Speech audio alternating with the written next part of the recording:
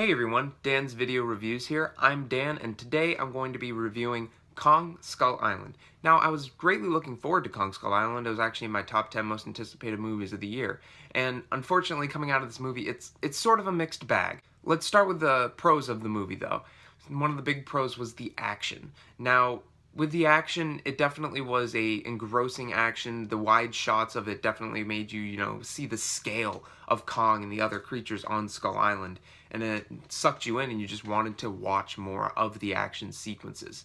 It definitely did a great job with, sometimes with the action, you were hitting a little emotional moments with the action, and it definitely hit that. It didn't necessarily do it for me, but I was actually sitting with a bunch of people, and I saw a couple of people being like, yeah, when something happened, and it definitely, worked out with that.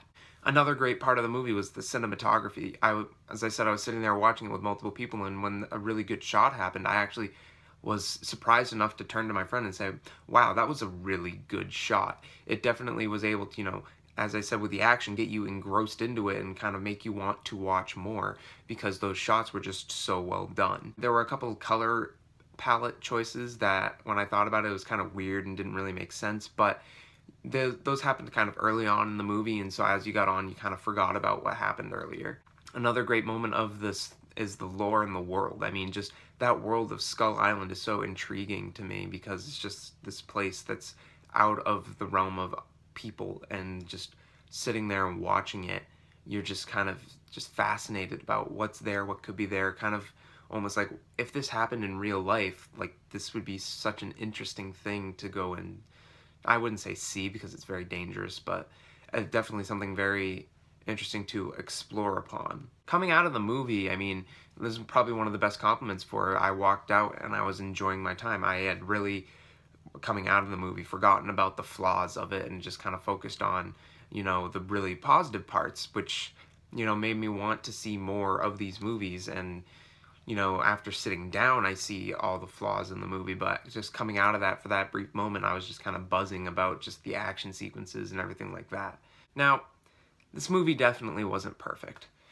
Although I did enjoy my time, I couldn't help but notice some flaws after sitting down and thinking about it. One of the big flaws is the pacing.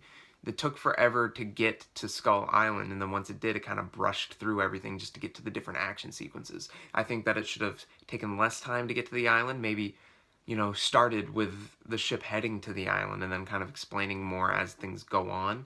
And then once you get to the island, I think they should have, maybe slowed it down a little bit, just kind of explain everybody's motives and all that just a little bit better. It was kind of confusing to think about. That leads me to another problem with the movie, and that was the script. See, the script just lacked depth. So all the characters, yeah, you knew the characters, but they didn't really have any motivation. They didn't really have anything. They were just kind of there just as almost like a plot device for the action, which definitely doesn't work. I can promise you right now, I can't think of any of the characters' names. I referred to half the characters when talking to my friends by the actors and actresses' names because they never, some of them never even said what their name was, which I just think that that was a pretty poor choice for the movie to make. It definitely wasn't the actors' fault, though. They definitely did their best. That just the script gave them so little to work with that they just, when working on it, they just couldn't really get that emotional weight that they should get. Honestly, the biggest flaw for me was probably the tone. At times, the tone felt like a dark, gritty monster movie, which reminded me a lot of Jurassic Park: The Lost World, and I enjoyed that. But then other times they just tried to throw in humor or something along those lines, and it just didn't hit at all. A couple of John C. Reilly's jokes did work, but then there were a couple that I just sat there and I said, wow, this just completely took me out of the movie. It definitely was one of those things where it's just like, I think that they saw, for example, what Marvel was doing, and they wanted to go for that lighter tone in their movie, saying, oh, we can have a fun time too, but really all they needed was the action to have the fun time.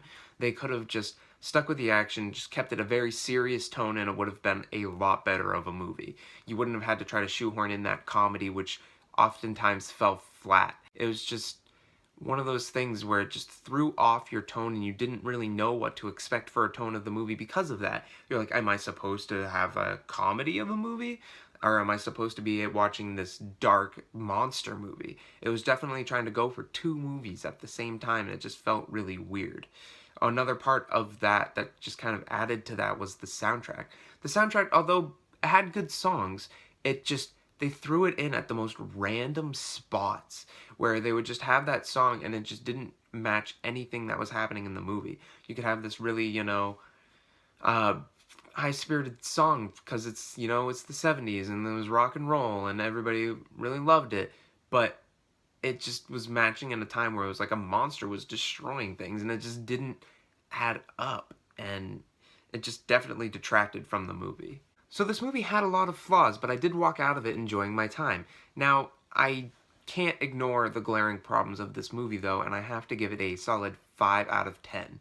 What did you guys think of the movie? Please feel free to comment below. I'm going to be leaving my email and my Twitter right around here. That way you can, email me, tweet at me, just your thoughts, maybe other things that you would like me to talk about for YouTube videos. It'd be great to hear your opinions.